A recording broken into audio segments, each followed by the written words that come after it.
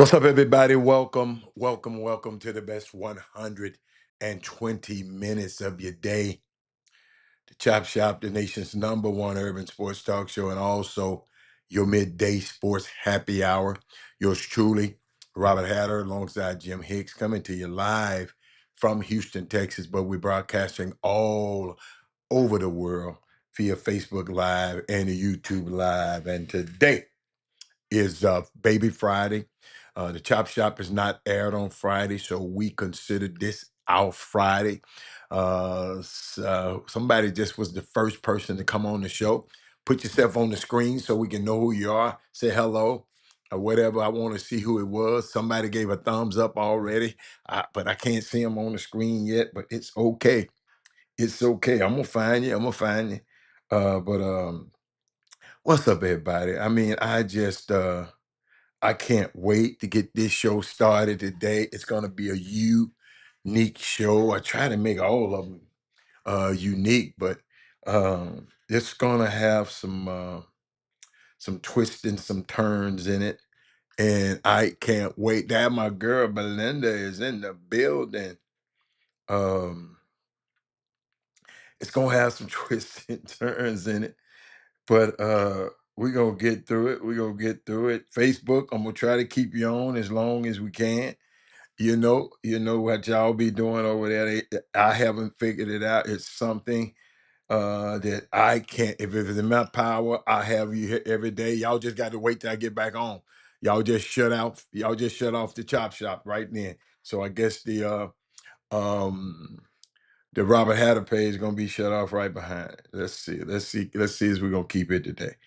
Okay, let's go. So let me go give you some directions just in case, so you can come over here on YouTube and share the show with us on YouTube. Um, who else on the feed over there with us? Who else on the feed? Y'all talk to me. Let me know I know Belinda's there. Let me know. Let me know who's there. So let me go give you some directions just in case. Hold on. See, I hear myself talking. Let me share it over there. Come on, post it. Okay. And let me share it another way. I'm just. What's up, E? It's a good day. It's gonna be a good day today. I got some stuff. I got some stuff. Y'all, y'all be pushing me. Y'all be pushing me to do stuff. Y'all be pushing me, man, and y'all be pushing me to do better. And I respect that. And I can't. I mean, for real. Y'all don't understand, but I was thinking about something today. It's really, um, I was really thinking about something because somebody wrote something, and I want to talk about it because it makes sense. Um, mm, it kind of makes sense. I just saw it. Hold up, I just saw it. Oh, there it is. I'm gonna put this. I wasn't gonna talk about it, but I mentioned it yesterday, and so I guess you know. And I thought about it. You know how you can post something and you mention something, and then you talk about something, and then you go think about it, and you say, hold up. There's more to this than that. Have I shared? Yeah, I shared the show. There's more to it. Let me get over here to. It's more to it than that. Uh, I'm serious about it. I just said, cause I'm serious. And a lot of y'all really don't know me, but I really try to be fair. Uh, Everything I do, I try to be fair. Try to be respectful of other people. you know what they're doing, but you know it's just some weird stuff be happening. I'm just waiting on some more people to get on. I see. I got 3 thumbs up. I need all my thumbs up. Everybody on the feed, give me a thumbs up. So I'm just trying to see where I want to go with this. But one thing I do know that football does return tonight, and we're looking forward to having it every week from now until mid-February. The football season is upon us. It's here. All the people who like football, everybody on the screen, who is your favorite football team? What's your favorite football team? The Robert Hatter thing just shut off too. Okay.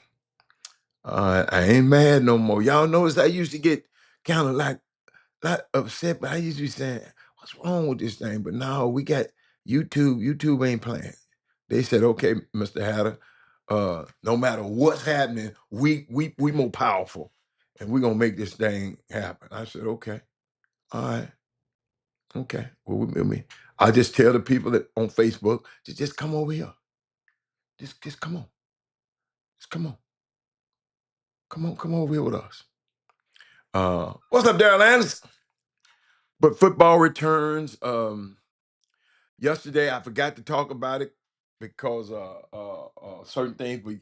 But today marks the 61st anniversary of the Voting Rights Act signed into law on August the 6th, 1965.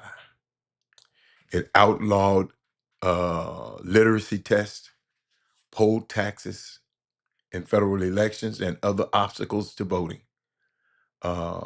The act led to a dramatic increase in Black voter registration. Maybe I need to say that one more time for the people in the back, because this is what they're trying to take it away from us. Today marks the 61st anniversary of the Voting Rights Act, signed into law August the 6th, 1965. It outlawed literacy tests. How many bubbles in a bar of soap? How many something in a jar? I mean, just poll taxes, federal elections, and other obstacles in voting. The act led to a dramatic increase in voter registration. Could somebody explain to me why did they not want us to vote? Can somebody help me? Could somebody? You know, because sometimes it just be on me. Could somebody just say, why did these people had to go through all this stuff? Why?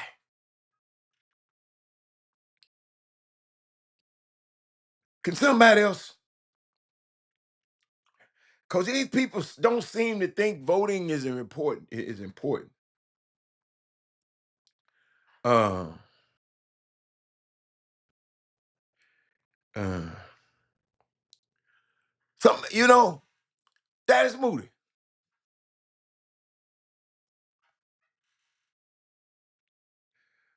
Why couldn't you?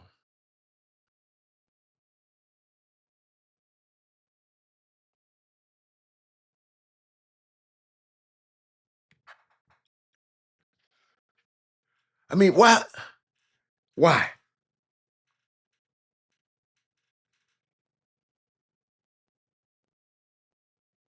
Why?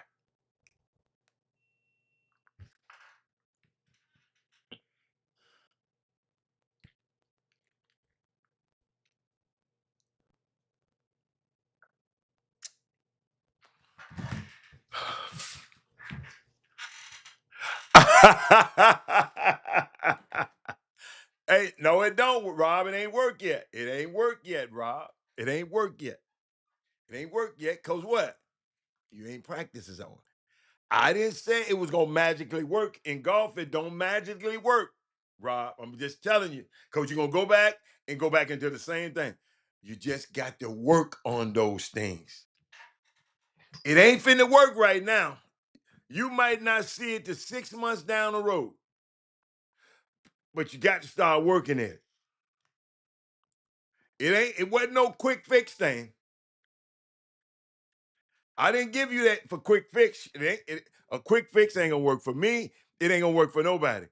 I gave you that uh, to give you something to work on. That's not no one time thing.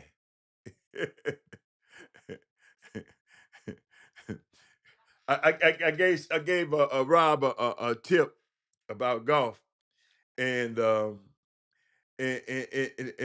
now see what you can't come back the next time when it don't work saying how that was wrong. No, you got to keep working at it. Cause in golf, let me tell y'all something. Golf, you're gonna mess up. You're gonna mess up. You're gonna mess up. You're gonna mess up. You're gonna mess up. No matter who you are, you're gonna mess up. I don't care how good you are. You're gonna one day you look like Tiger Woods, the next day you look like Sammy Woods, anybody Woods. Um, Rod Wells ain't on today. Uh, I ain't seen him yet. But I told you that for you, it's something to work on. It's something to work on. It ain't nothing that's gonna happen. It's just something to work on. It's not nothing that's gonna magically happen. But it worked for you yesterday. Okay, I got you. I ain't mean for it to work. But this is I meant to talk about this yesterday too. But don't forget, man, and nobody answered my question. And I wanted to ask y'all, what if voting is so not that important? Why would we have to have a Rights Act? Y'all got me?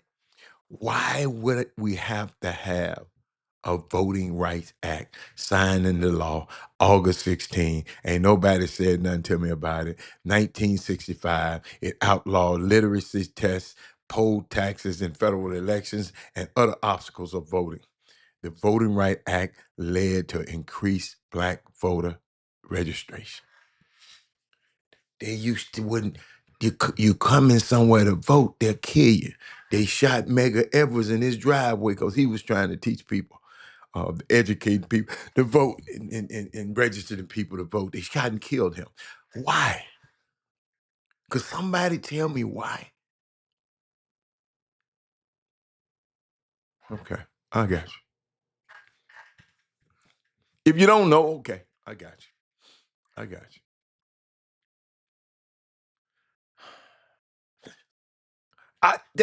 you. What kills me is some of us really don't know how important that is, and why I took these first 15 minutes to talk about it. A lot of us don't know. This is the third anniversary of the Montgomery. He said, okay, Leah, thank you, Leah. Back when we were not allowed to go to school, my great grandfather only had a third grade education. Absolutely. Absolutely. But I'm talking about voting right now, Leah, because Leah, we have people sitting around there talking about, I ain't gonna vote. It don't matter. It don't matter. I'm, I'm too far away from my camera. Hold on, y'all. It don't matter. Voting don't matter. I mean, it ain't, that's, it's that voting is this and vote, you know what I'm saying? It ain't important. What's their favorite saying? It's just two sides of the coin. It's just one bird and two wings. The Republicans and Democrats. Leo, my thing is why, why, why was it so important for them people to stop us from voting?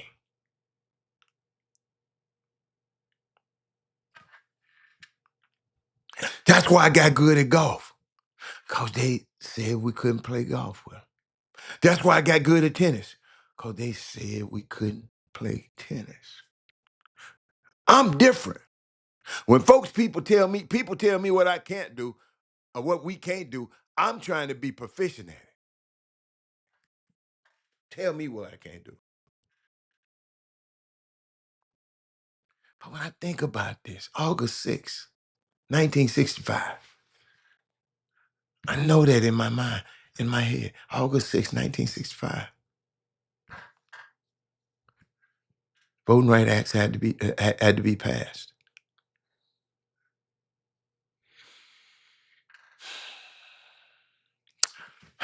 But I keep going.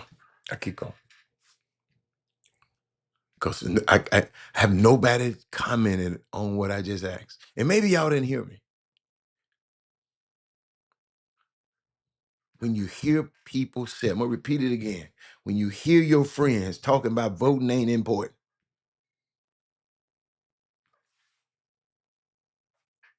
maybe y'all don't understand it like I understand it. Maybe if I share what I'm going to share with you a little bit later, maybe you'll understand it. But this is the 3rd anniversary of the Montgomery River Front Brawl. Y'all remember the Riverfront Brawl?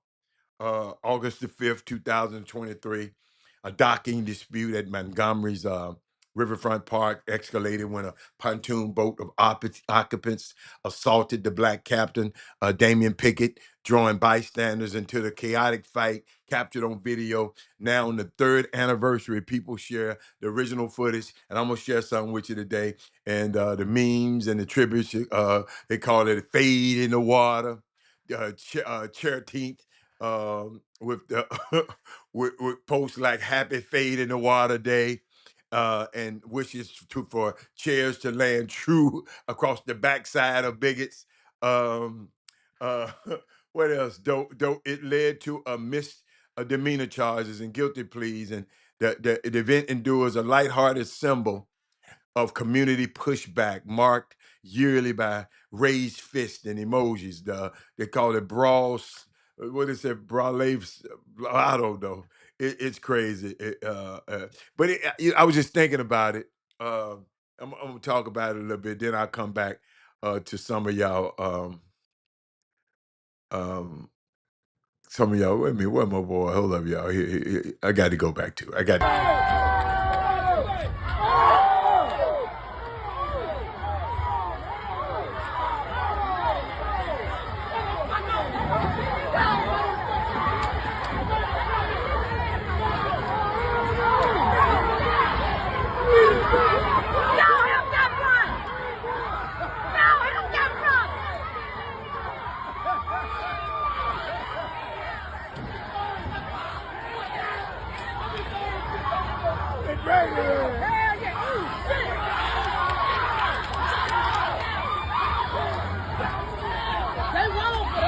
I'm a dude. He came across that time and said, he was so tired. Why I never forget it. I never forget it. Why he tired of here by the time. Get up there, young boy. Get up there, young boy. Look, he ain't swung on nobody. Shit, they threw his ass up. Hey, he said, walk away, he tired. They threw his ass up.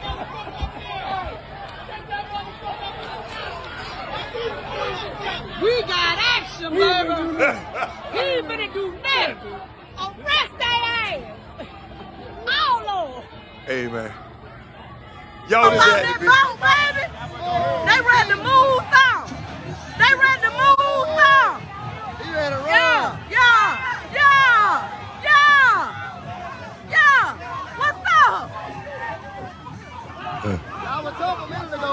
Yeah. Woo! Hey, man. They scared. Look at them. They scared. Beat their ass. I don't like to see. Oh, my God. Oh, the dude don't keep falling a bit. The dude was tired. That what you get. That what you get. That what you get. Oh, tie her ass up. She ain't did nothing but up here talking. She whooping her ass. She finna put her in the water. Hey, man. In the water. Tie his ass up. Cause y'all were wrong.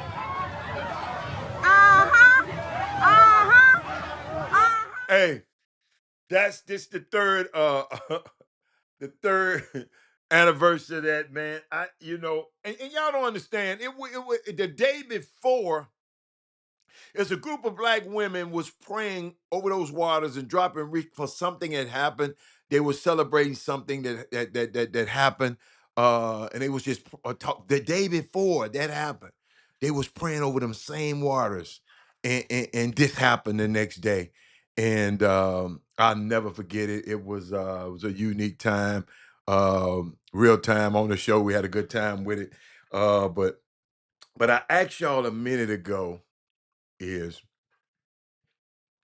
what I wanted to know, Daryl Barnes, is the the Voting Rights Act, August 6th, 1965, they signed into law the Voting Rights Act. It outlawed literacy, poll taxes, literary tests. I mean, federal elections and other obstacles in voting. And the act led to dramatic increase in black voter registration. So that means they was trying to stop black people from voting. But now they done got in these people's minds, so I don't have to use the voting right because I can just say something, and most all these people talking about they ain't gonna vote. I'm not gonna vote for her. I'm not gonna vote for her. She got a white husband. She locked us up. She locked us up. We so well, I'm just ain't gonna do nothing. And here go Ricky Scott said we have a problem over time that we are intelligent and resourceful. We have proven over the time that we are intelligent and resourceful. They are attempting it now with gerrymandering and wanting proof of citizenship. They don't. They also don't want the Obama numbers. Now, I'm just saying, all of that's good and dandy,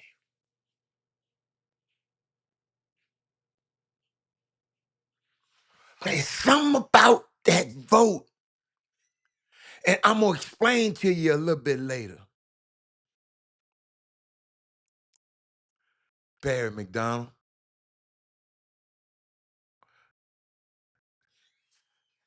There's something about that vote. And I just hate that we just treat it like it's just something we just we I just hate it we don't treat it like it's something precious. But it's something that they got to sign a whole Voting Rights Act. If I got anybody thinking with me, that's what boy, I need Martin Luther King with me. I need somebody. It's just something about y'all. I haven't figured it out. It's something about this thing is so precious that they don't want us to do it.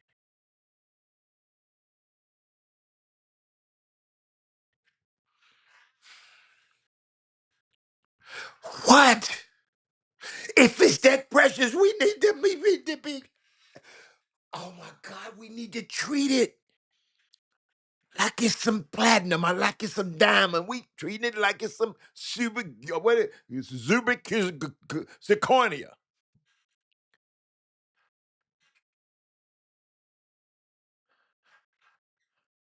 That's all. I ain't gonna go there. No, I mean, it's sometimes y'all. I just think. I told y'all. I don't just sit up here having random thoughts. I told y'all. I be sitting up here thinking. I can't sleep sometimes because I be thinking, and not just random thoughts. And sometimes I just think I'm walking around with a world full of damn dead people that's not alive.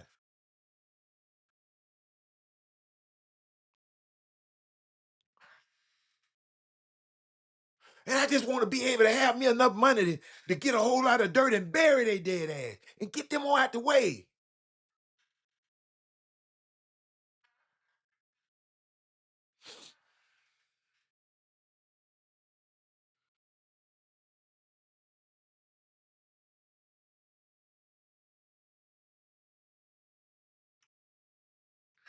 Vote is precious.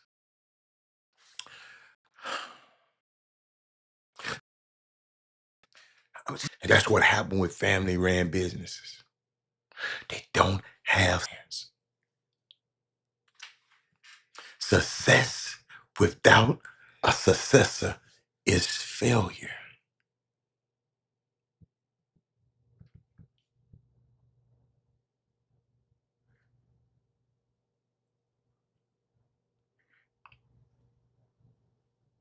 That man say U of H just got a dog.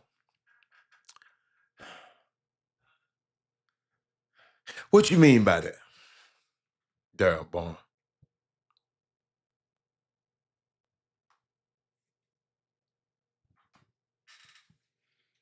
What you mean by that? U of H just got a dog. You talking about that player that they got from Texas?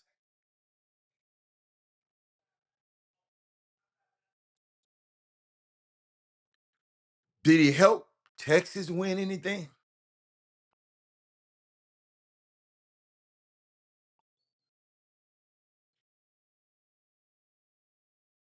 They got a dog.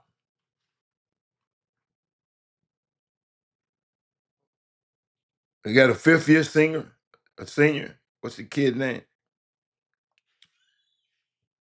Out of transfer portal. Chendall Weaver. What did he do for U of H? Y'all help me.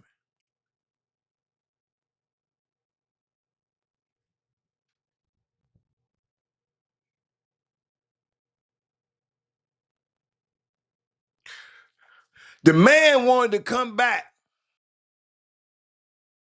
and Sean Miller told him he couldn't get back. You know, since you say he's just such a dog. Well, why didn't Sean Miller get somebody, take somebody off the team and put him on the team then? See, y'all gonna make me read. Texas could have been an option for Weaver had he wanted to return, but the Longhorns head coach, Sean Miller, said the team didn't have any scholarship spot open for him. Who did he lock down? Let me read. Hold on. Since you brought it up, I got away from talking about something important. Let's talk about this. As a result, Houston benefits and gets a veteran player with NCAA tournament experience that also is near perfect fit for his culture. Okay. Weaver started off his career at UT Arlington before transferring to Texas ahead of the 2023-24 season under the then head coach Rodney Terry. Uh, let's see, 3 years for the Longhorns. He played 93 games. He had 17 starts and averaged 6 points, 3 rebounds, 1 assist a game. He appeared in 7 NCAA tournament games. And so 6 points a game, your dog. Okay. Okay. Okay. His stats don't necessarily. Okay. So maybe I'm just saying. Okay. Uh, How you know what Sean Miller wanted? How you know what Sean Miller? He consistently. Oh, okay. Okay. His hustle is unmatched hustle on the floor. He is consistently the first player to loose ball and runs at 110% speed when others don't. On top of that, Weaver has an incredible vertical leap and can touch the sky with his impressive athleticism, which allows him to deliver some highlight reel dunks on offensive defense. Okay. I'm glad I read something because you ain't said they got a dog. So Houston got another person that can't score. Let me go on to what I was about to say. Success.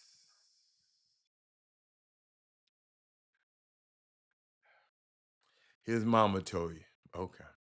All right. You've been watching this show for 9 years, and you sit up here and tell me his mama told. How many practices his mama been in? Ask the mama that. How many practices she been in?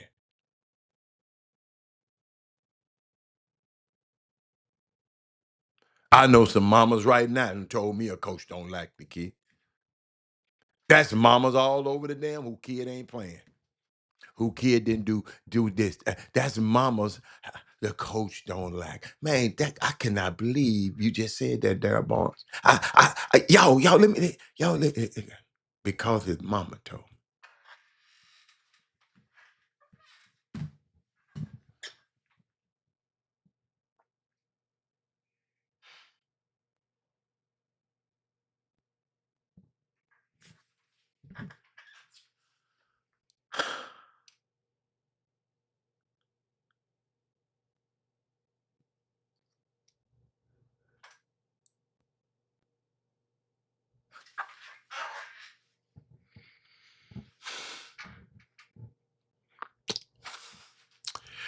I'm gonna leave that. I'm gonna leave that one out.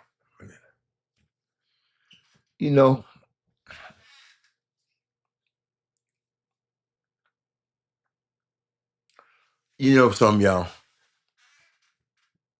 I got to really, really, really sit down, and I've been really, really studying and really, really studying what's my vision.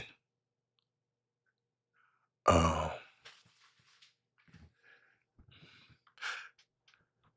Sean Miller didn't want him when he arrived in Texas. How do you know that? His mama told you. Same thing.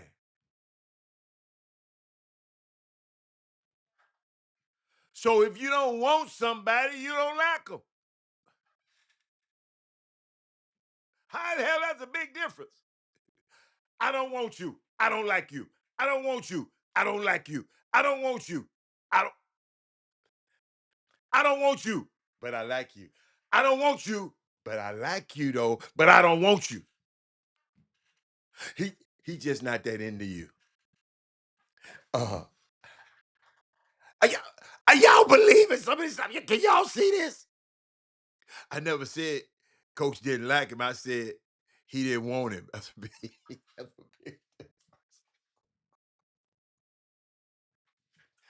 Yeah, I'm switching.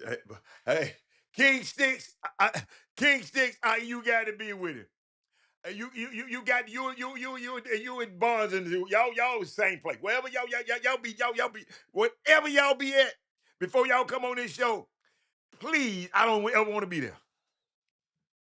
But don't forget, I said something about earlier. Success without a successor is failure. That is Moody. When I come to town, I want you to go find it. Cause I can't remember it. Cause I went a long time ago. I can't remember it. I want you to find out that Johnson Mansion. I went to a party over there a long time ago.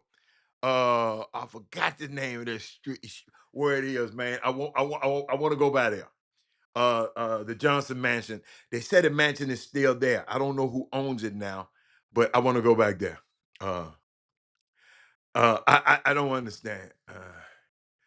Okay, okay. But I had to think about the vision, ladies and gentlemen, for this platform I'm on, for this platform. Uh, you know where we at, what I'm doing. Uh, it's just a lot of stuff that old Rob been really, really thinking about later. The house,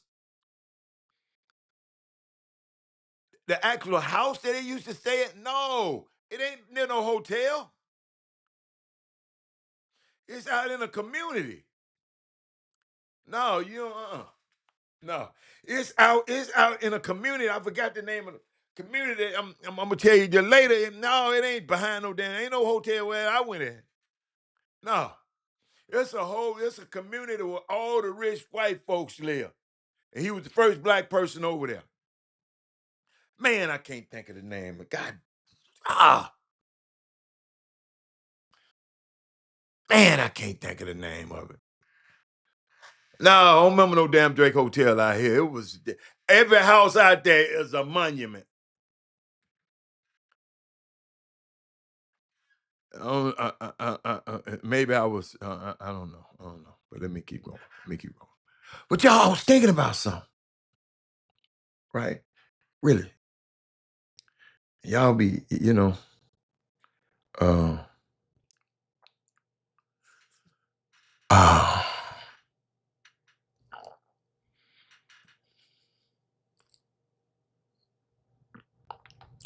I was, I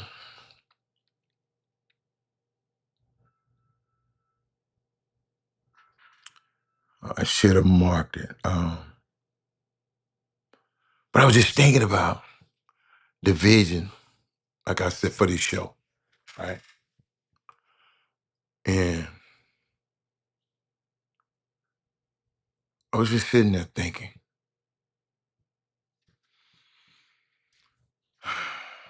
no, it ain't. No, it ain't. No, I'm talking about their house. Man, I can't think of where that thing is, man. You got me. I'm gonna think about. I'm gonna think about it in a minute. I'm gonna get it in a minute. That is Moody.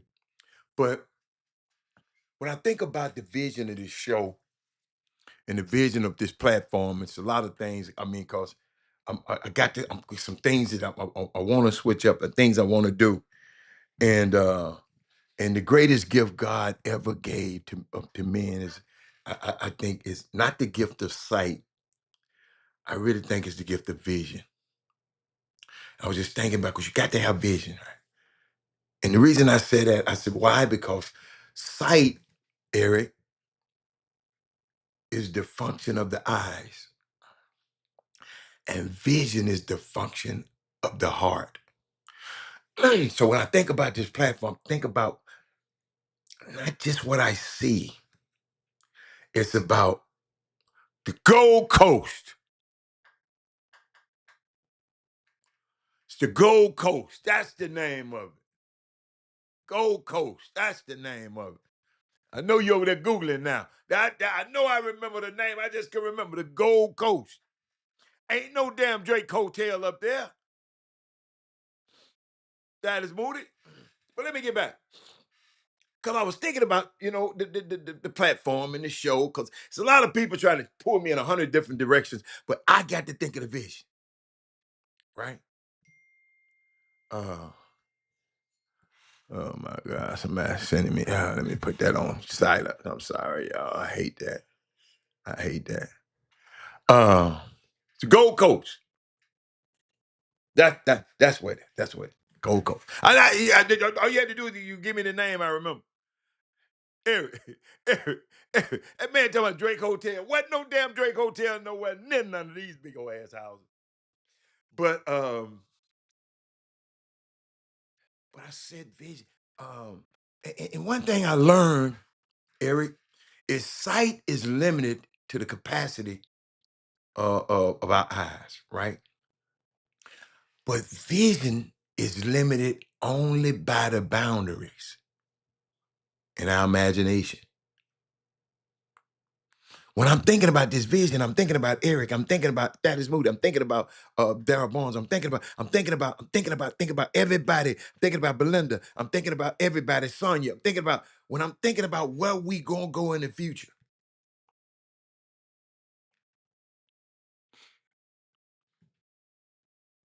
And I sometimes think, isn't that awesome that's why I'm very suspicious about my eyes. I know somebody said I got to put my eyes on it. Sometimes, now I'm gonna tell you, I don't trust my eyes when it comes to living because the greatest enemy of your vision is your eyes, your sight,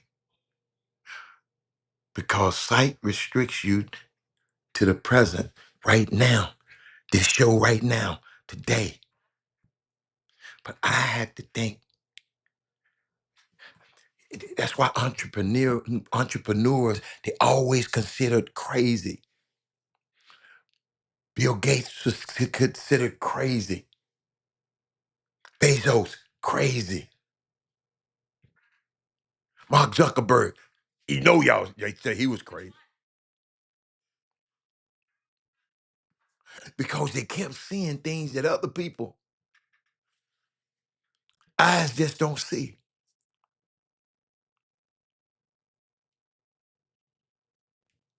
That's why they said vision is the beginning of a business.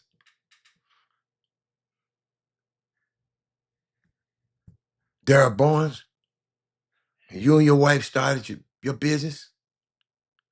Somebody had to have a vision.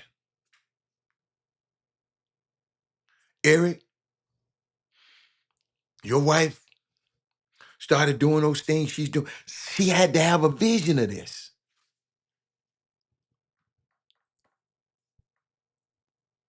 Belinda, when you started out, retired from one place, you had a vision what other things you can be good at. Robert Young had a vision. Y'all, he don't know this. I hope he's still on there. But I love to see when he um and how he interact with his clients when he doing their hair. I know him one way, but he transformed into a whole nother person. Let me see if he's still on. Because maybe he can give us some insight on this. Because we need it.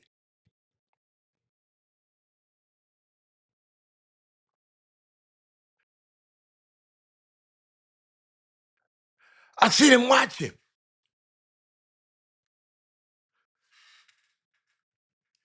You know, the women they be coming in there, you know that when you come in when your hair ain't done. They walk in there and then they leave out of there. That man had to have a vision. His eyes couldn't see that yet.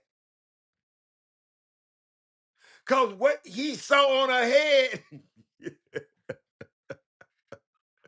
So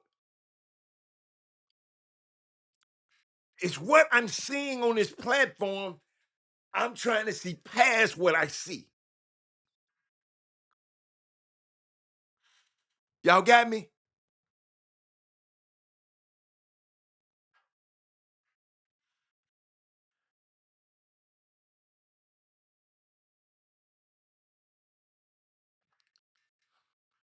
So you telling me the Gold Coast got a Drake Hotel by it? Because I didn't ever see that.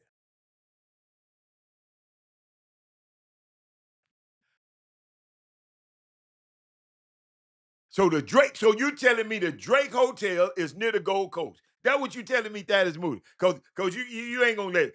So the Gold Coast is right by the Drake Hotel.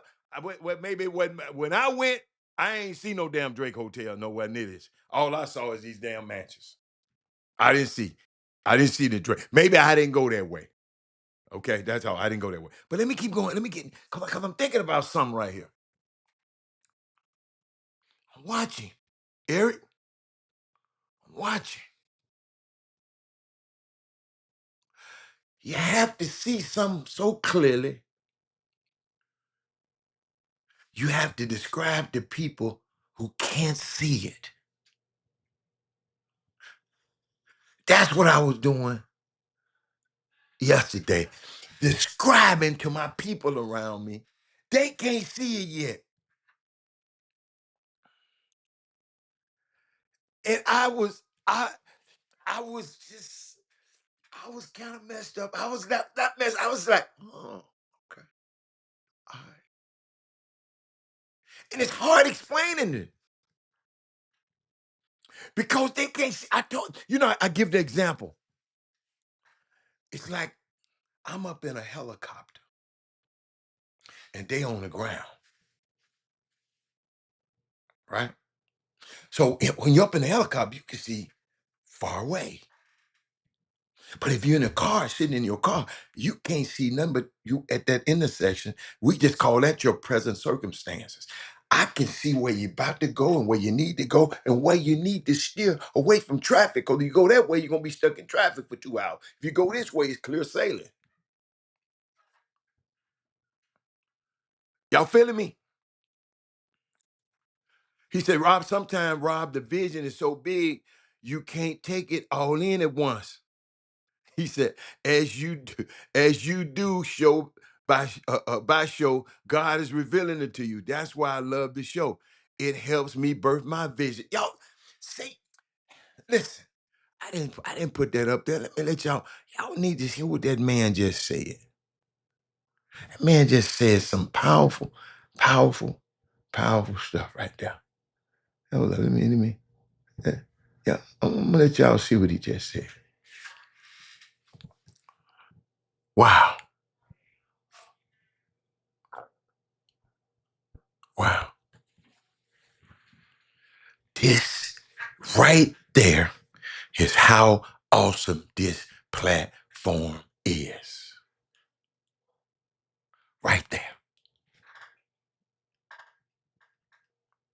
If I can inspire one person, one kid, one teenager, one 20-year-old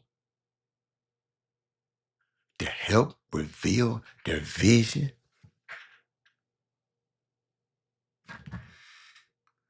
yo, this big.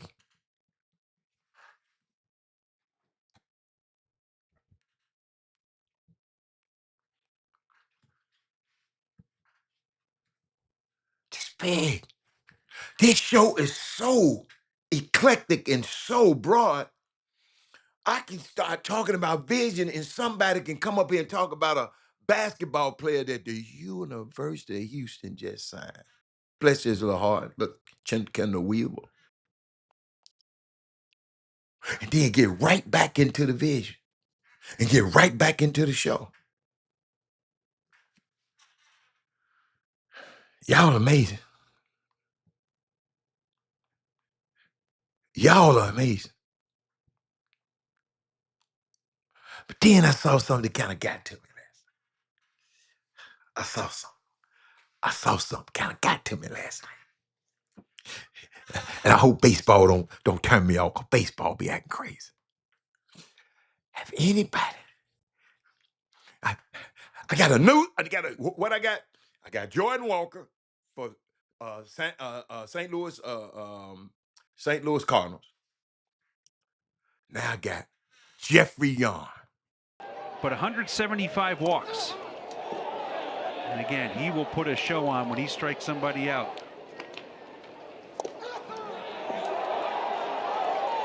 And records another strikeout, 4 straight.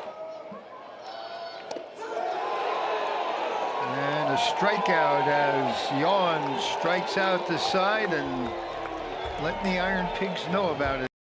But 100. Ladies and gentlemen, that's Jeffrey Young. He just called up for the Mets last night. The Mets losing, but he just got called up. Watch this. Hold up. This ain't, he been doing it in the minors. Watch this.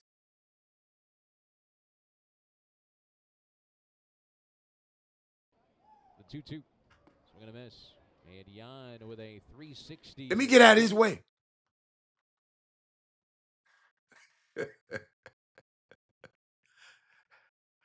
I just want to know what's going to happen. Paso de tu vida. Wow, lo I sacó never de seen that. balance. ¿Qué?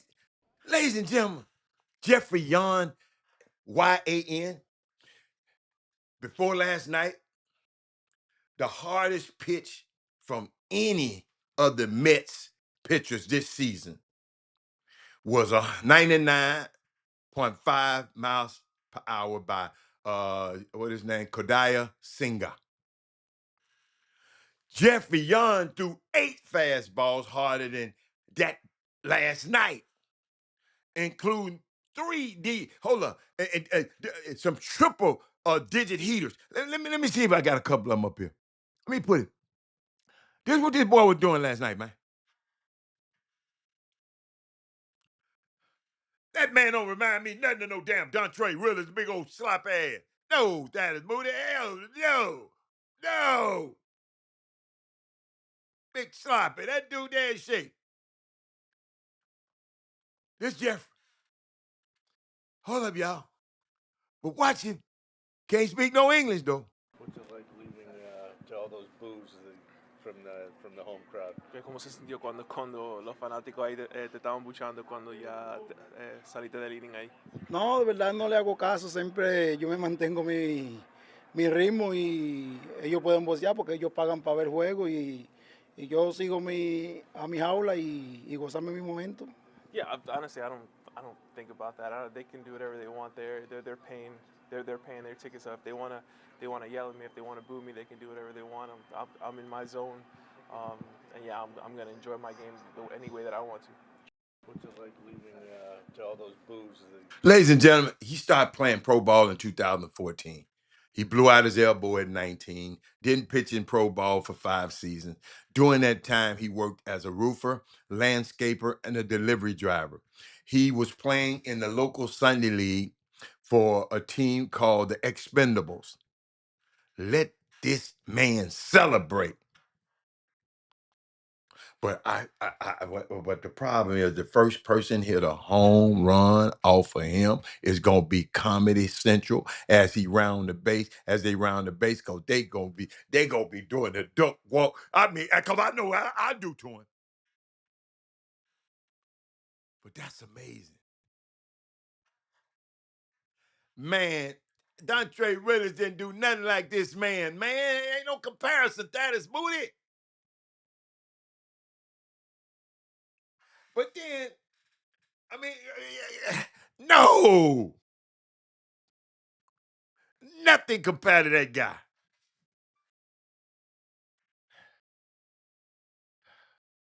Sometimes it's all right to let it go. But ladies and gentlemen, I was thinking about something. I mentioned it yesterday. I'm going to go there again. Somebody, I don't know who released it,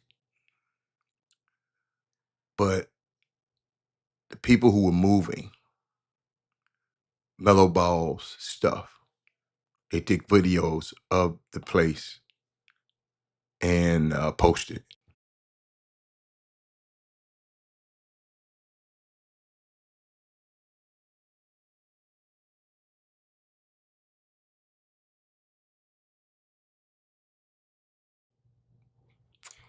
Let me show that again. I'm sorry.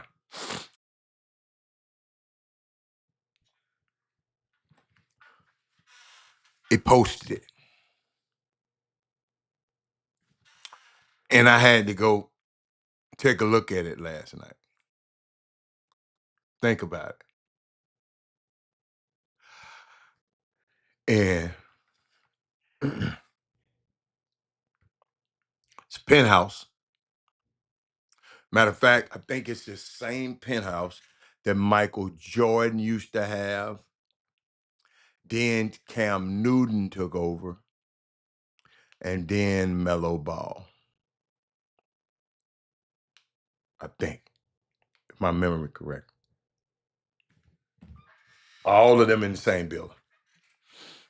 And I don't care about the penthouse. What gets to me is that this got filmed and posted. Somebody Mello hired to help him move, took a video inside the home and put it online for clicks. Got a click from me. Assuming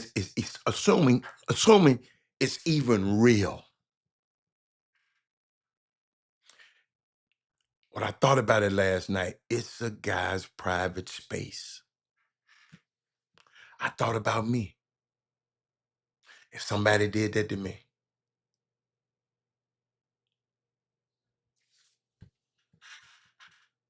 Being a professional basketball player, basketball professional, people in these positions are a guy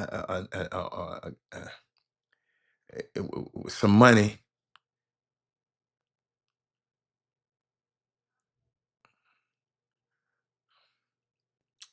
It doesn't cancel your right to privacy. people act like just because they make money, you buy a ticket to the game, you can say and do anything to these athletes, and that just gets on my nerve. Shador. Sign that for this boy. Shador.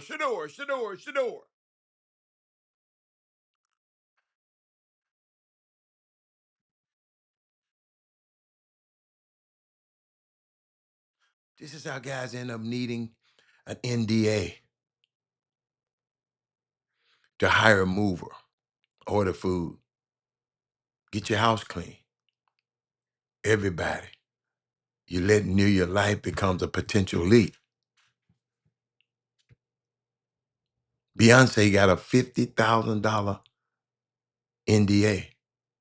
Your ass gonna owe her 50,000 if you let anything go out of what's going on in my rehearsals. To the dancers and everybody. Videographers. Could y'all do me a favor? And I know none of y'all don't, but some of y'all got some friends as fanatics. Let's normalize privacy. Let's normalize kindness. Let's normalize normal, normality. Just let's normalize being normal. Can we do that?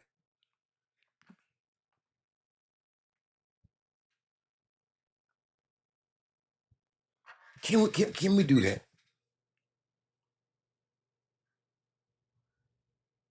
Just thinking about something.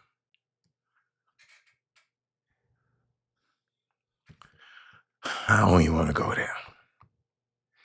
Boy, I don't really want to go there. I'm just thinking about social media, man. Somebody come talking about TikTok to me the other day. I don't feel what China would do to me. I feel what the Republicans can do to me.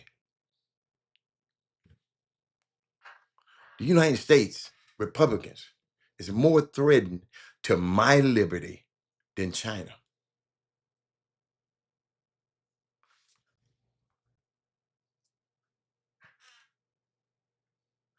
We can get our act together as a country to fight off anything that China wants to do.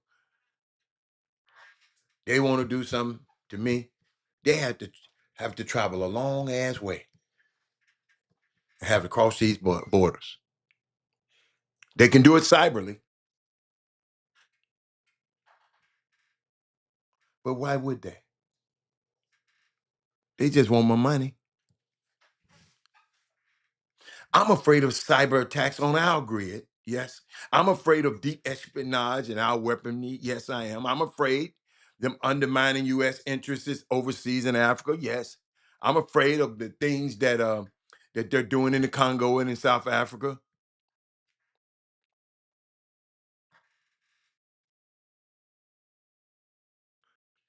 But when I watched the Democratic National Convention the last time, the DNC credentialed all these content creators for the DNC. Why? The legacy journalists did not like it. They felt some type of way. But what I done found out, the content creators are out there, they had their eyes on what's happening. We got our eyes on there is a distinct hunger in America to see what's happening without going through the lens of CNN and ESPN.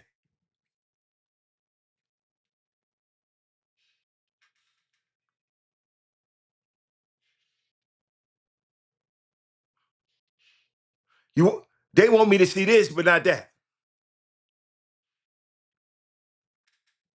I'm never gonna get over how much this legacy media makes Joe Biden's age more of a deal breaker than Donald Trump's age. His treason. That Sleepy Joe, but treason done. I'd rather have treason done. I'll never trust legacy media again. Y'all, I think about this. They were spending all their time focusing on Joe Biden's age. Didn't talk about the crazies of the Project 2025. Legacy Media didn't talk about it. That's why y'all didn't know about it.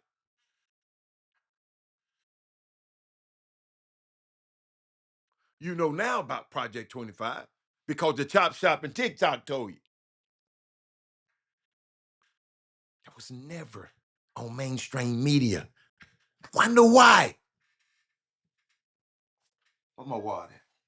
I wonder why.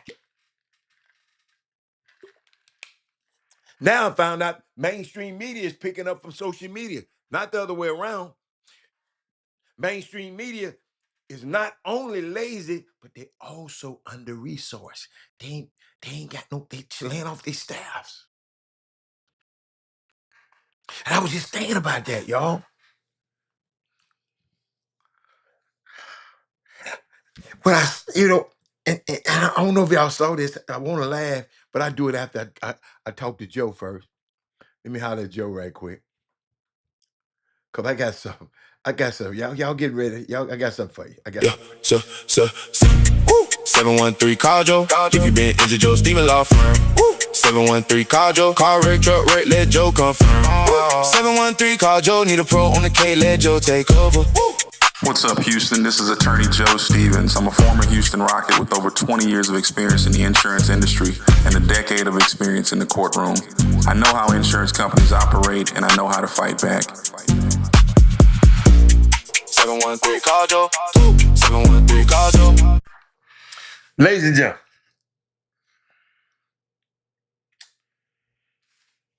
the Detroit Pistons G League team held tryouts for $250. You can go try out. Look for. I think I think every team in the league does it. Tryouts for the Detroit Pistons. Ladies and y'all, let me see. Let me let y'all see. The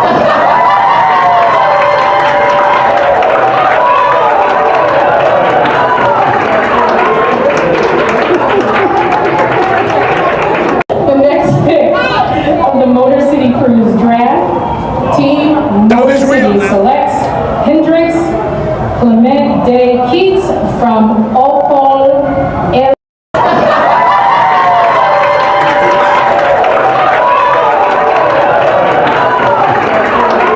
Just in case you're laughing, every now and then you get a Jonathan Simmons who paid $150 to go to the San Antonio Spurs G League tryout in 2013 and made it and got a deal.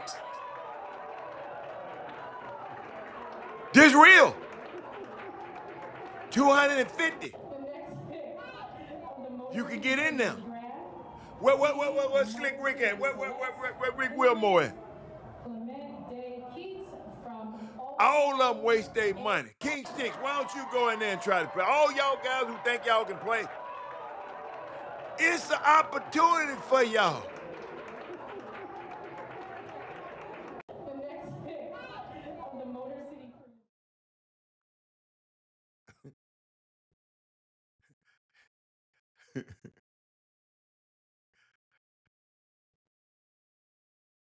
But y'all, let me tell y'all something. And I'm getting tired of some of this stuff. I'm gonna wait till next week. But people love to claim that the Browns media isn't media bias against Shedeur Sanders. I'm finna give y'all a master class on media bias. And yet, this dude, Tony Grosser, was caught lying just yesterday. Watch this. Watch. Let me find something. Let me put these two things up there. Let's see. Okay. These two people at the same practice. Hold on. They at the same practice. Tony Grossi, you know that guy that Shadua said, "Come on, Tony. Don't do me like that, Tony. Why you always writing something negative about me, Tony?" That's the dude. These same two guys, can y'all read this? Okay, this one guy said, Browns quarterbacks and offensive lines are getting increasingly comfortable with the multiple cadences Todd Monken is installing. Both Deshaun Watson and Shador Sanders have been able to draw the defense offside today. Y'all, if y'all look on this, the same day, both of these guys, look, one got 6,000 views and the other got 17,000 views. The wrong shit get good. Ladies and gentlemen, what did I tell y'all earlier in this show? It's dangerous to learn the wrong things well. Todd Monken had one period designed to test quarterback cadences. Big issue for him. Watson was able to draw defenses offside twice. Sanders couldn't do it. Monken insists that you can't have elite offense without elite cadences. Ability to use up to 10 different cadences. Why would one person say one thing? Why you got these two? That's just like when these people, we got several people coming to see your sons play basketball.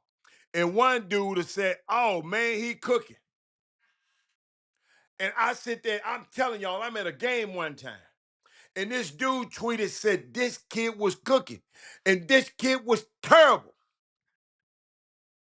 I said, dude, you got to be getting paid for this. He's willing his team back to a win.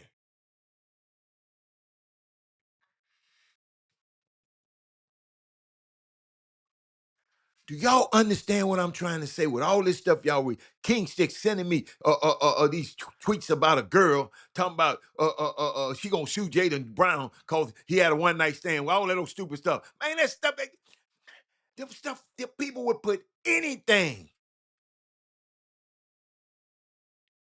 Until you see the court document, don't believe that stuff you put online. And don't send that shit to me.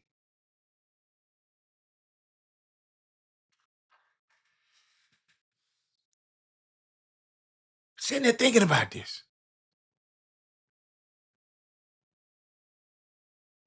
Two people in the same spot.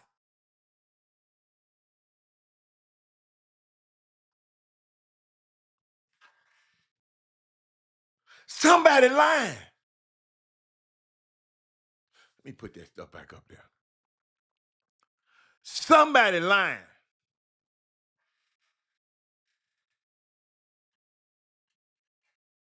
Y'all see the dates?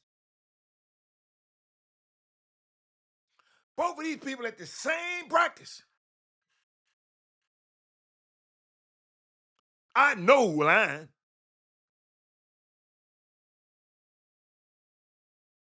Trey Phillips, maybe you'll come on and talk to me about it, because ain't nobody else want to say nothing. I sit up here in practice yesterday.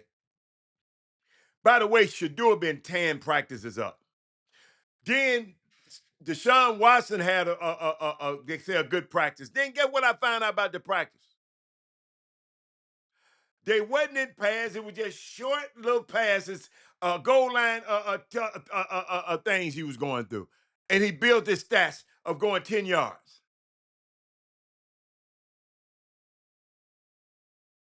But this lady, Mary Kay, talking about, well, Deshaun looked good today. Yo, the girl used to hate Deshaun. They hate Shador so bad. Trey, one of these guys are lying. And Trey, watch this. The person that's lying got the most views. Since y'all be saying, well, he got more followers, he got more views than you. That don't mean nothing.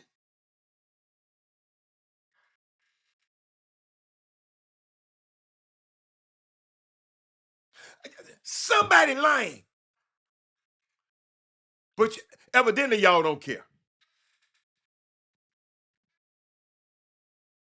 Because y'all take this shit and go with it. Excuse me, Lord.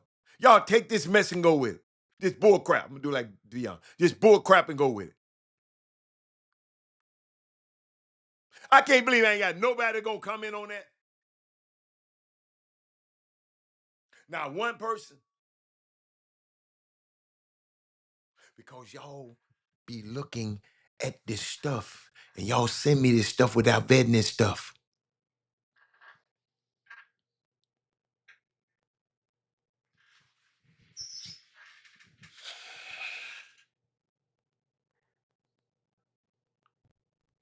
Both beat writers, yes. Both of them was at practice.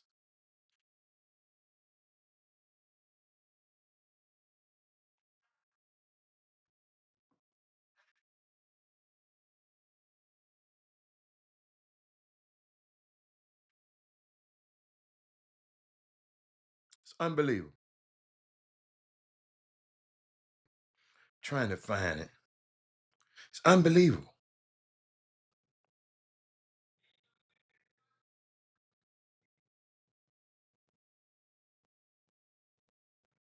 It's unbelievable, man.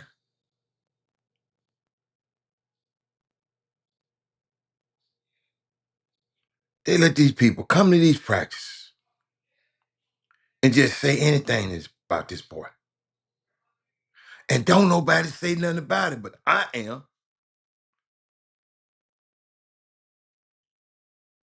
Got anonymous coaches talking about he ain't this and he ain't this. Anonymous. Why are you anonymous? I don't ever want to hear from an anonymous source again in my entire life. You can't put your name on. I don't want to hear all that old shit. Man, don't tell you heard from me. Well, then I don't want to hear it then.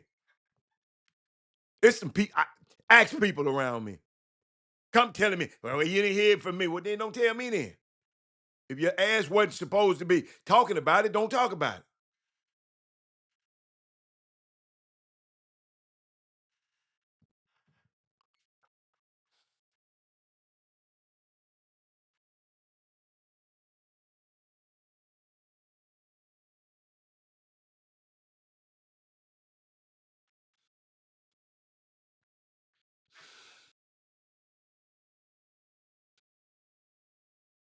Paul said he heard Deshaun Watson was they had him with no pass on, 7-on-7. And then they say throw 7 touchdown pass, 7-on-7.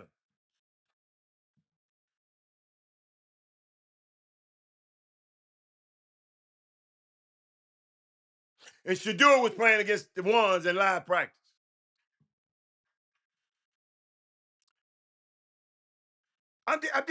I want y'all to see how the media work. Media shapes our culture.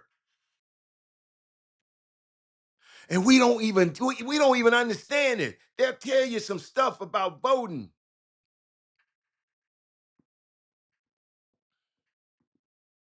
Wait a minute. They'll tell you, I mean,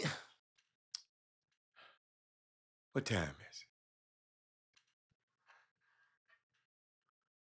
She gonna talk about praising Watson without providing context. Context.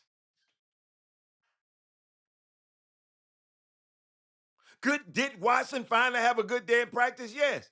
But it was also not with pass and throws from 7-on-7 in the red zone on the 10-yard line. Give it context.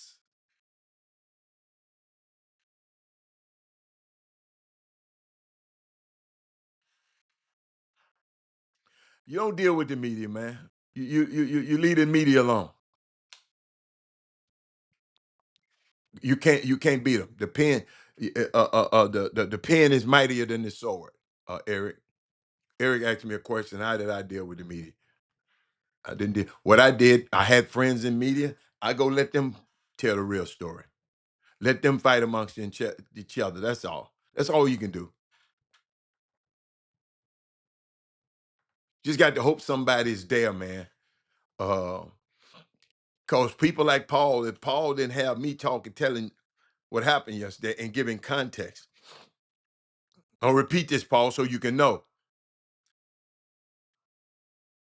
Deshaun Watson was 7-on-7 in the red zone, 10 yards in,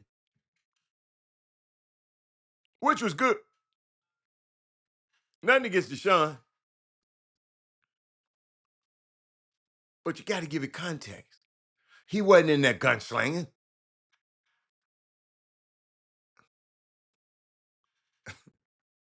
But ladies and gentlemen, I got to give you this because we're headed into midterms.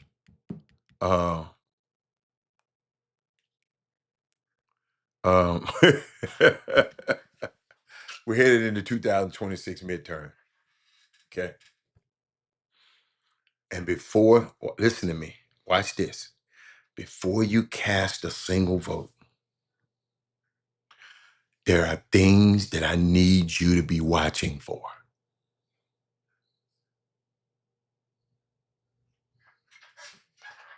Because the midterms are a completely different game than the presidential election. And some of the people running for these seats are counting on you not to pay attention.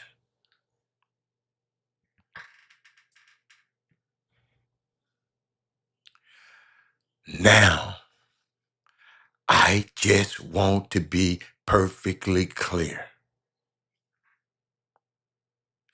This is not a tell you who to vote segment. This is a watch out before you vote segment. Y'all got me? Let's start first with who's on the ballot. On November the 3rd, 2026, all 435 seats of the House of Representatives are up for election. All 435. 35 Senate seats, including special elections in Florida and Ohio. 36 governor's races across the country. Hundreds of state legislature seats, school boards, district attorneys, sheriffs, ballot measures that change state laws. Now, we know, listen, the presidency is not on the ballot. Let's get that ignorant ass dude out your mind right now. Don't even talk about him. But also, every other layer of power that shapes me and your life here in Houston, there in Chicago, and whoever else in Memphis on this feed. And the further down the ballot you go, guess what? The fewer people are watching, Trey Phillips, and I'm not gonna let you know. I'm gonna talk about this almost every day. And the more more leverage your single vote actually has. A school board race can be won by 200 votes. Boom, boom, room, chat room, chop shop. A state legislative race can be won by 1,500 votes. Chat. The U.S. House race can be won by 5,000 votes. This is the layer of government where people who want to extract from you are most likely to win. Because they know you're not paying attention. They want me to talk about the U of H basketball player right now. Going to U of H.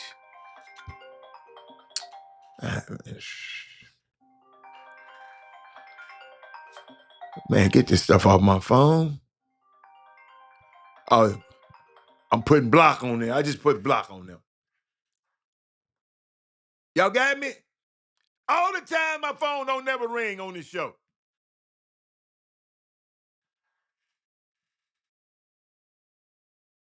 They don't want me to tell you this. Because they know nobody's paying attention. Second, I want you to watch what they did when they actually had power. Not what they're actually saying. Now, every single one of these candidates has a voting record or paper trail. For the incumbents, pull up the actual votes. For the challengers, pull up their previous public roles. The record is the receipt. The campaign speeches are the marketing. The state legislator that voted for a 6-week abortion ban is now running. It's a state legislator that voted for a 6-week abortion ban is now running for Congress, saying that they support reproductive rights. They lying now to get in office. They're going to vote like they did, y'all, when they was in state legislature. I hope y'all know that. Nothing like the campaign promise. And the most recent version of a politician is almost never the real version. If your question about a candidate is met with, hold up, when you question them, it is met as, why you asking this? This is not the real issue? Or the real enemy is the other party? You're being managed. Boy, y'all need, boy, this is valuable. I'm giving y'all some stuff, boy. Everybody should be text tagging and telling their friends right now. Man, did y'all hear this? All of y'all better vote. You're being managed. A candidate with actual answers give you actual answers. Joe Lewis, I'm glad my man Joe Lewis here. A candidate with without answers. The answer attacks the question. Pay attention to which one you're getting. Number 4, Trey, watch the money, honey. Every campaign in this country has to file a disclosure for the Federal Election Commission or with the State Election Commission, depending on the race. That information is public, Trey Phillips. You can pull every candidate's donor list in 15 minutes or less, and you watch the patterns. If a state legislator running for Congress is taking money from private equity, defense contractors, oil and gas, big pharma, charter schools, networks, police unions, real estate developers, their policies are going to track these donations. Money is the most honest thing in politics. Oh my God. I don't think nobody, I ain't never said that, but I just saw. Money is the most honest thing in politics. So watch the money. Number 5, 6 states are using new congressional maps in 2026 that wasn't used in 2024. California, Missouri, North Carolina, Texas, Ohio, Utah. Some of those were drawn through mid-decade redistricting, specifically to lock in partisan advantages. This is the layer of the system that determines your vote worth. before you even cast it.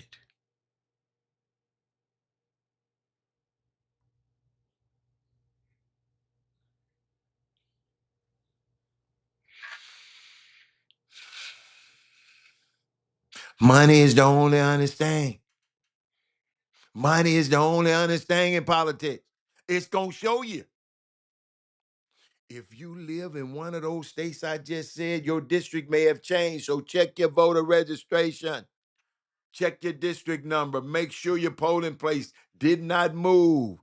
This is the part of the playbook that they are running right now. So I say all of that to say the midterm elections are not the consolation round. You know how people relax like we did when Barack got. I never forget Barack got when he got elected. Everybody just relaxed. We got a black president, y'all.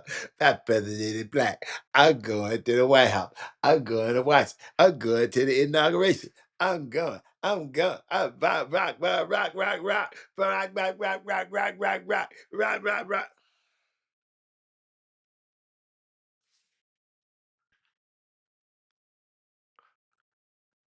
The midterms is not the consolation round, baby. The midterms are where most of the actual power in this country gets decided.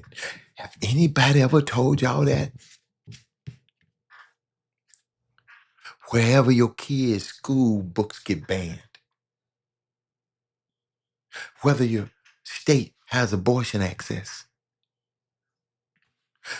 whether your government cooperates with the federal deportation operations, ICE, whether your district attorney prosecute the police who shoot us, whether the state legislature certifies the next presidential election. None of that is decided by who is in the White House. All of this is decided by who on your local ballot. Let these folk fool y'all.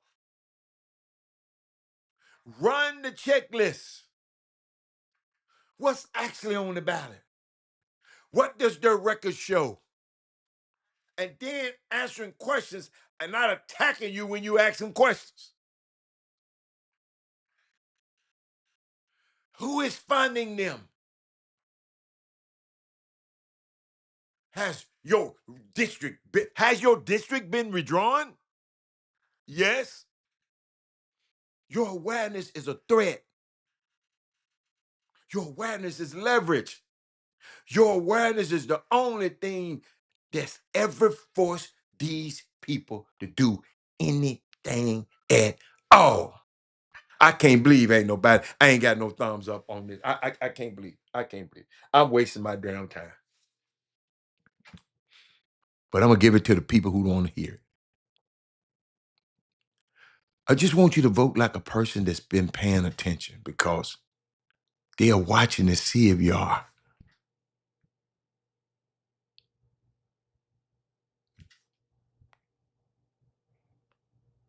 And then the other day, it's been several podcasts out. And in this athlete podcast, this athlete podcast industry, where these guys just go on these podcasts and just say any damn thing. See, you can be an athlete that's just a podcaster, but it's not an athlete podcast. You know, they got others with just people that bring on their famous friends and talk to their famous people. And if you go back, a lot of them are not well produced because there's not enough producers in the world to accommodate the big boom of these podcasts from everybody. So the players are hanging out with each other and they're just offering material it might be related to them, but not to us. Like Beckham, them talking about $100 million ain't a lot of money.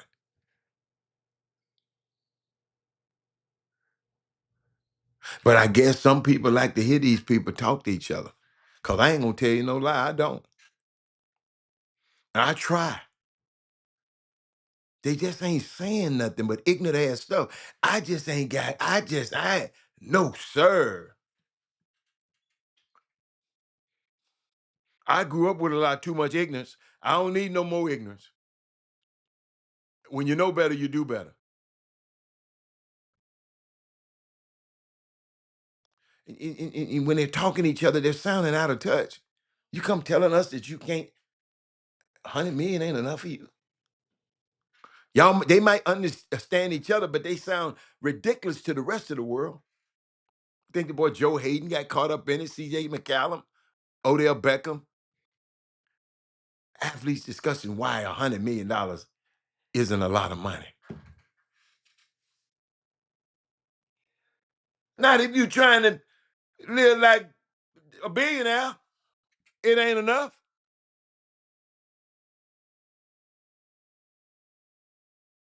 And then they'll break it down and talk about the taxes and the agent fee. Agent fee ain't but 4%. If you can't live on 90% of it, come on, man. You can't live on 96%. I give you $1. You give me 4 cents. You can't live with that 99 cent. I give you $100.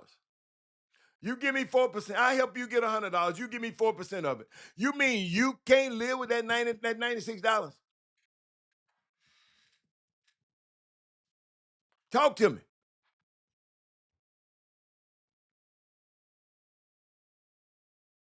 Still levels of spending. But these shows need some producers saying, I mean, but in a lot of them cases, let's say you get 10 million. So some of these players, they got all they ever dreamed of. I'm gonna do with this money. Y'all understand? I got 30 years of this stuff inside of my head and watching every last one of them, every client we had. But they always said, Rob, what you think about that? Rob, what you think about that? I told y'all. I saw a dude was spending. I looked at it, financial, he had me looking at his financials. And I think it's a quarter was up. And the man was spending $30,000 a month on flying women in to wherever he at or to his crib. Yeah. Y'all give me 1 second. Just give me 1 second, please. Yeah. Are y'all hearing me?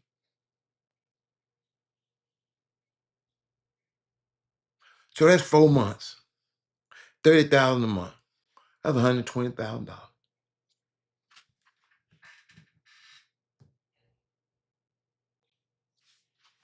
How long do you think you can keep this up, bro? He didn't even think about it like that. Because he was just, hey, get her a flight, get her a flight, get her a flight, get her a flight, get her a flight. He wasn't counting the money. That's why I told him, I never forget. I told one guy, I said, Robert, did you just do it for me? No. I ain't never gonna write no check for you. And fill it out. Never. You know how. He said, why? I said, look, if you write the check yourself, you got a mental note on what has been taken out your account instead of me doing it, or your mama doing it, or your girl doing it. You're going to have a mental note. He didn't realize he was spending $30,000 a month.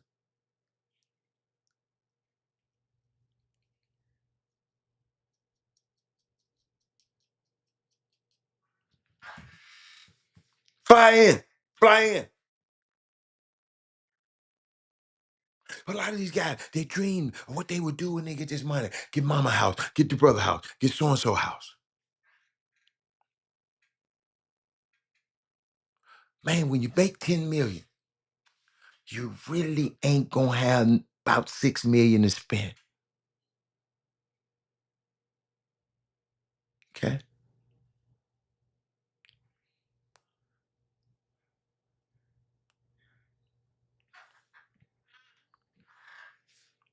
And in their head, there's more money that they ever had, there's more money they can ever think they can spend.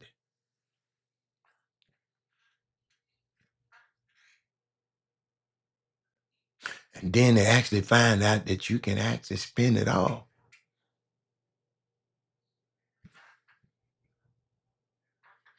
I can't defend them. These Jews never really had real jobs before.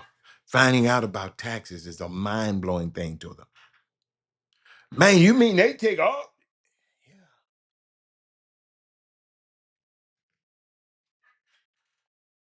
And just maybe NIL might have introduced it to them a little bit sooner. So some of them will know.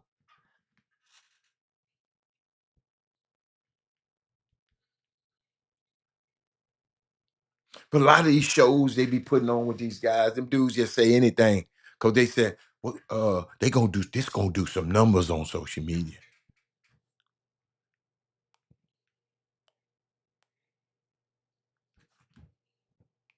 I mean, we was just discussing that the other day, and I was just saying, wait a minute. Got a question for y'all. What in the NBA this year? Because I want to hear from y'all. Because somebody sent me this. What's the worst 7? You can just give me one of yours.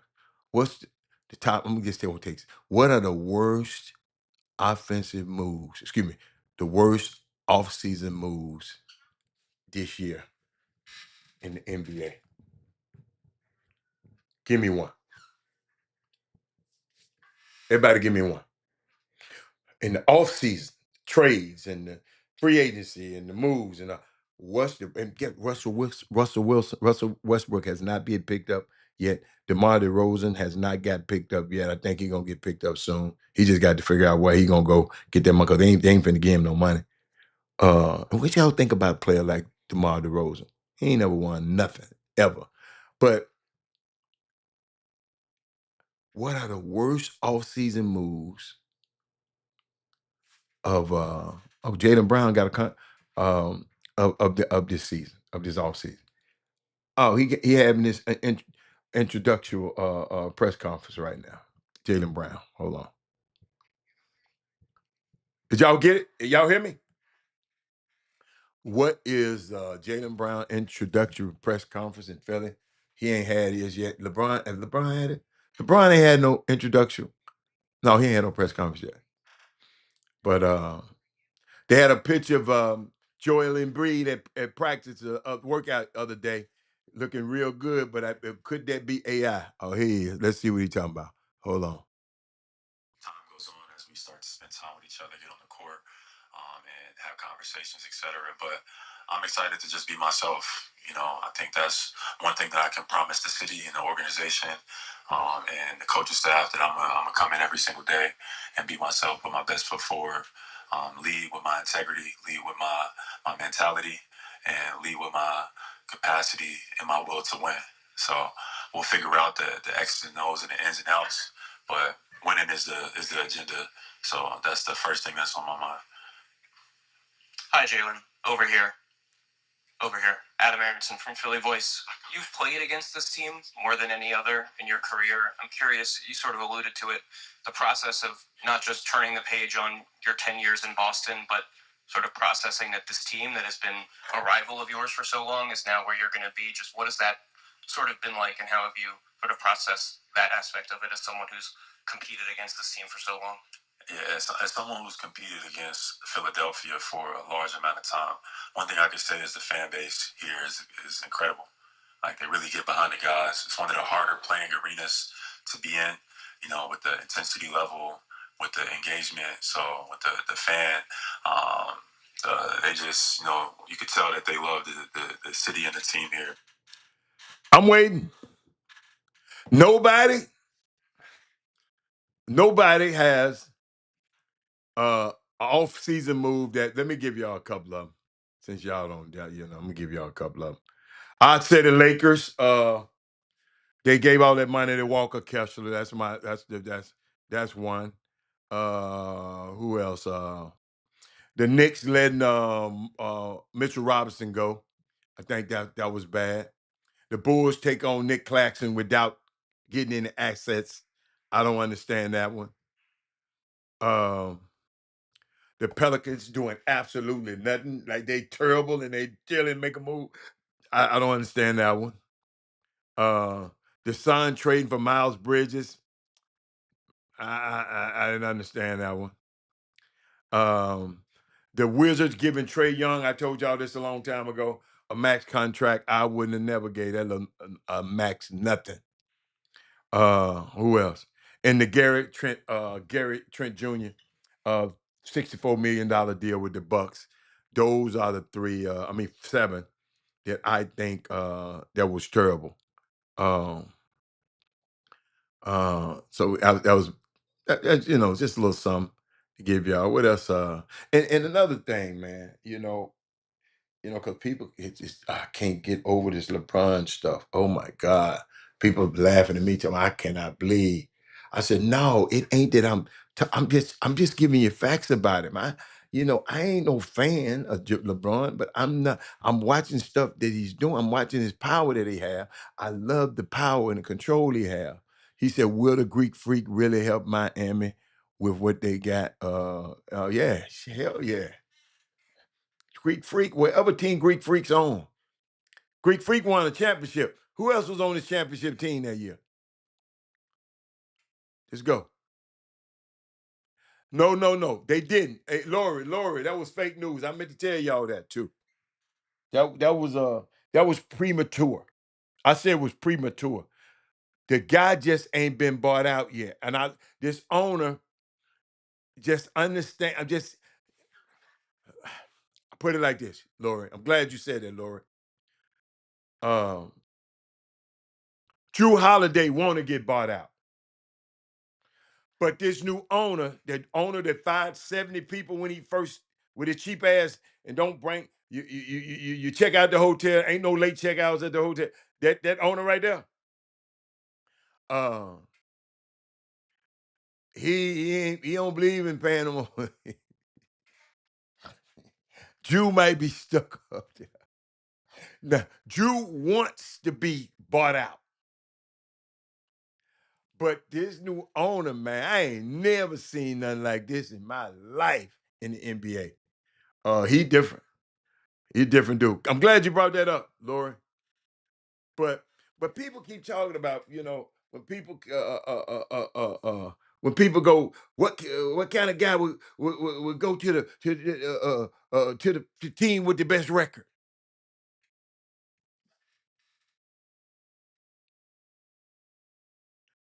You know what I would say? The kind of guy that would win the MVP and then the very next year go to a team that was already lost in the conference finals the year before, and won 57 games. That's right. Moses Malone did it. And they won the title in 1983. But he was with the Houston Rockets the year before. Won MVP and left. But nobody said nothing about that.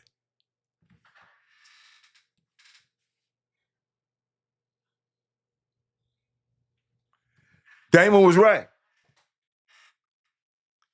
But technically, Drew wants to get the hell out of Portland.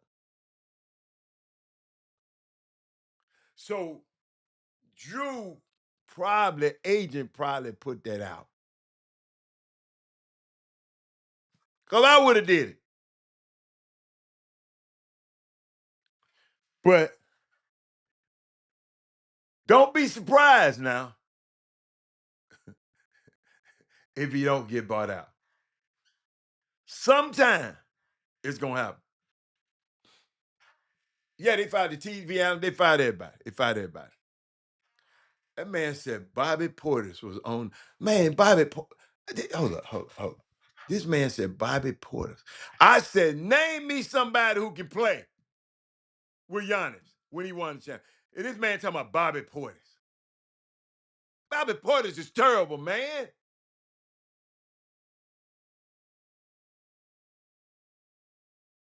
I can't believe that man brought up Bobby Portis.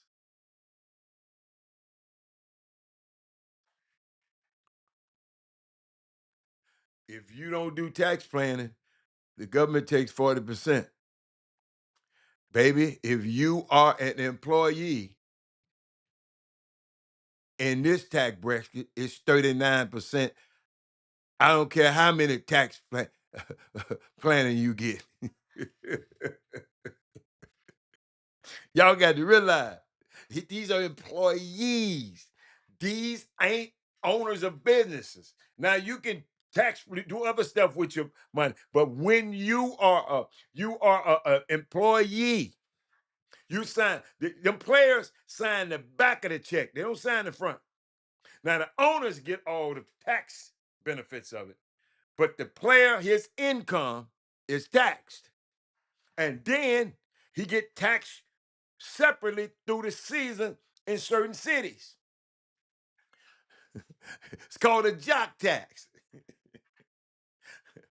You late. You must be behind Leah Nash. She had just said that. Hold up.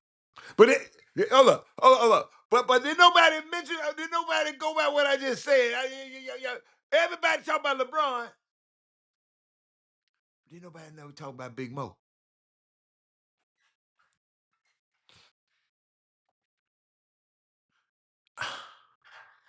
See, y'all just think the stuff that happened in the NBA right now is brand new and never been seen before. She said, "Show do."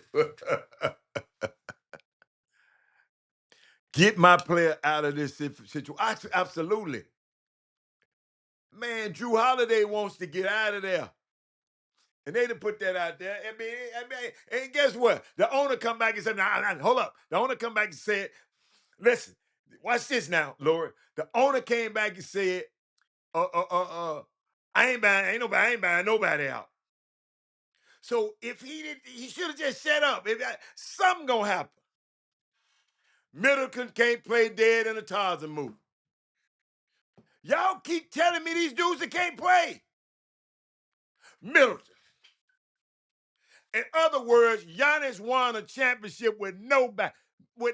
That man said Middleton, and one man said, what's that other boy? Bobby Porter. Giannis got Bam Adebayo down there, who'd have played on the Olympic team. Had 83 points one game. And y'all talking about Bobby Portis in Middleton? And you think he won't play better in Miami? And he got Eric Spoelstra? Of course he gonna do better than the Milwaukee Bucks. Milwaukee Bucks didn't have nobody. Man said Bobby Porter. Middleton got hurt when you. Middleton stole so much money, man.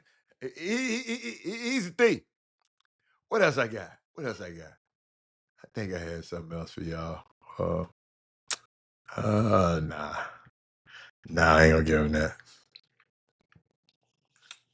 But no, that was cool. I like that, y'all. Don't forget about Rice University. Get your smart kids and get them They are offering free uh, education. If your kid is smart, he can get into rice.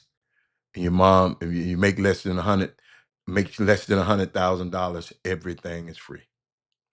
Room and board, everything. Everything. Shout out to Rice for doing that. Is anything else? Because it's the end of the week. Let's see what else I had for y'all. What else I had for my peoples? I had something else for my people. I had something else for my people. I had some. It was under something. God, I can't remember what I had it under. Y'all be killing me.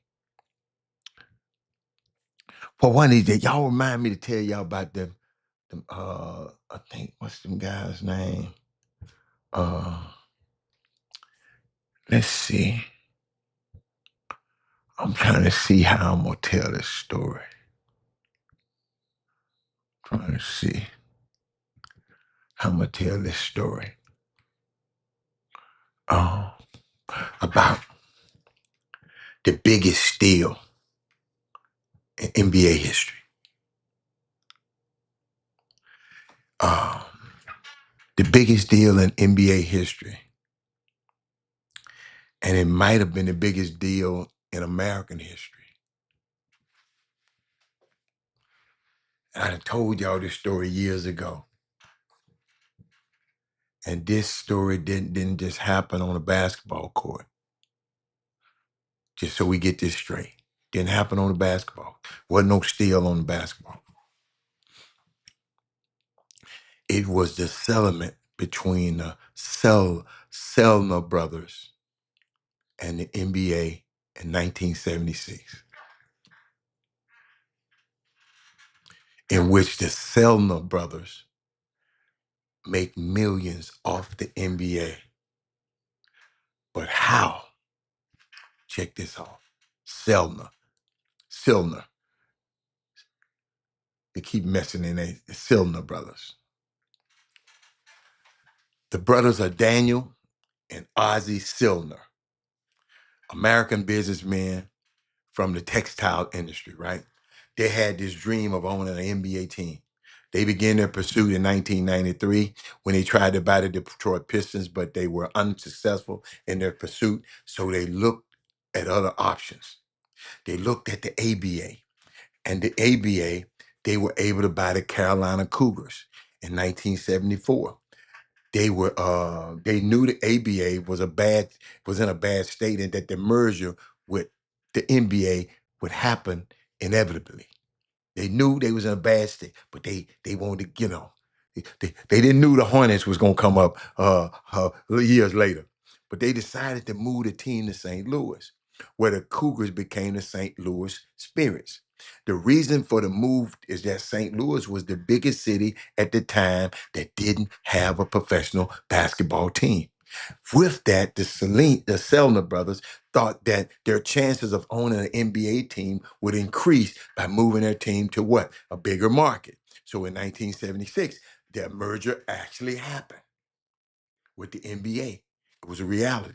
During the 75 to 76 ABA season, 7 of the 10 ABA teams were able to finish the season. It was going out of business anyway. Only 7 teams.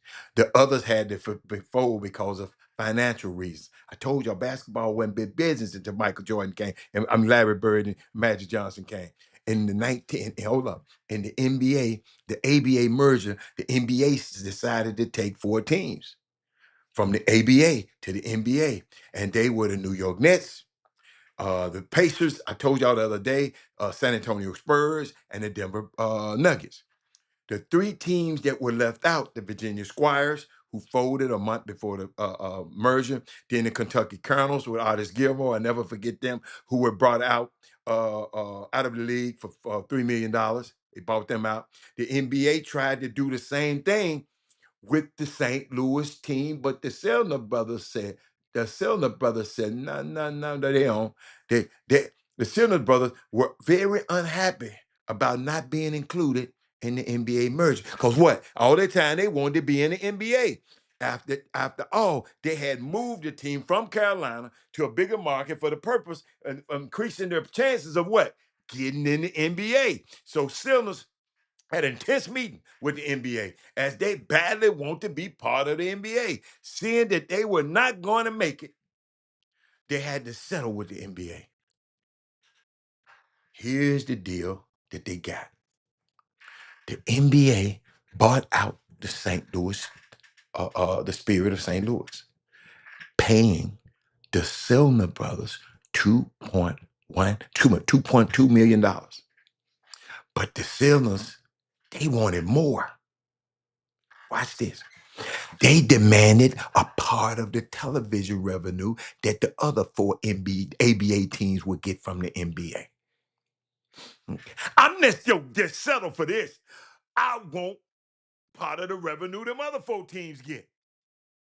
The NBA didn't think it would be a big deal at the time, y'all, because TV wasn't that big. So they NBA granted the Selner's wish. And with 1/7 of each of the four ABA teams' television revenue for a total of 4/7, in other words, 57% of what the other ABA teams were about to make in the NBA on the TV deals. Looking back, what was so crazy about the deal, it was the expiration date. And there was none. So this was in perpetuity. It wasn't no expiration rate. The legal document said that for perpetuity, which basically means the deal would last forever, y'all. And of course, if the NBA itself fold, it would, it obviously would fold in. It wouldn't happen if it was fold. But the NBA in the 70s was not in a great place. I just told y'all that. The league had a cocaine problem, the attendance was down, and along with the interest from TV stations, they didn't want them, so they wasn't no big deal. The NBA at that time didn't envision the growth of the NBA and the TV deals they would receive down the line in the 90s and going into the day. Just to put it into context, all the way into the 80s, the NBA Finals were shown on tape delay. I told y'all that. Often after 11 o'clock news went off at night. That's how little respect the NBA was getting from the TV stations. I know it's 2 o'clock, but I got a 2 more minutes on my clock. The NBA didn't think the Steelers' request for 4/7 of the ABA television revenue was that big of a deal. But boy, they were wrong. The NBA started to rise in the 80s with the rivals of Larry Bird and Magic Johnson to the Michael in the 90s. The NBA has overtime expanded globally. From showing NBA games in 2 countries in 1984 to showing the NBA in 215 countries in 2013, where the annual television deal, it jumped from, from 28 million in 1984 to almost $1 billion in 2013. Why I'm using 1984? Because if I couldn't find the info of the TV revenue in 1996. That's why I started in 1984. The TV revenue at that time was a lot less than 28. Y'all got to read that 28.5 million. Like it was 8 years later, 1984. The Steelers were not getting paid a lot shortly after settlement in 1976 because there wasn't no money. But in 1987 was the first year that they made over $1 million a year. 1999, 2000, 2000 party over, out of town. They were making about 10 million annually. And in 2010 and 2011, the old Silver brothers was making 17.5 million a year annual from the NBA. From 1976 when they made the deal up to 2014, and they had made close to $300 million from the NBA, these Cylinder brothers. The $300 million without having a single NBA team. He's got to be the luckiest mother. Watch it. Only by owning an NBA team for 2 years in the league that was slowly dying. ABA team, I mean. And that ABA team was obviously not remotely close to being with this $300 million they done already got. But guess what, y'all? Finally, I'm almost finished. 2014, NBA finally reached a settlement with the Cylinder brothers. After multiple failed attempts to settle, NBA said, hold up, man, I'm tired of getting this for all this money. It's going to get too much money. After failed attempts to settle, the Cylinders reached an agreement with the NBA. They were bought out for $500 million. All in, the Cylinder brothers got $800 million from the NBA. And if you count inflation, a real value might be over $1 billion. Wow. I'll tell you the rest of the story on Monday. That's a great story there, man. I got to get out of here, and I'll see y'all later. I had a great week, man. I'm fine, but it's time. It's time to go. It's time to go. It's time to go. It's time to go somewhere. Can't tell you where, but it's time to go somewhere. But I'm out. See y'all later. Bye.